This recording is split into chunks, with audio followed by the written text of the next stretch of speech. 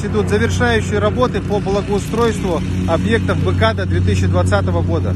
Мы сегодня находимся на улице Кеш Алексеева, и у нас здесь остается порядка 50 метров тротуаров. Как вы видите, тротуар не укладывается в снег. По технологии, указанной в отраслевом дорожных методических рекомендациях, мы до температуры минус 10 градусов должны подготовить основание, подогреть его и укладывать горячий асфальт с пластификаторами. Вся эта технология у нас выдерживается. У нас осталось на асфальтировании Кеша Алексеева тротуары, значит, порядка 50 метров. Тротуары улицы Лонгинова, разворотная площадка на Ларионова, это объект прошлого года, и, значит, заезды на Хатымирязском шоссе, 2 заезда.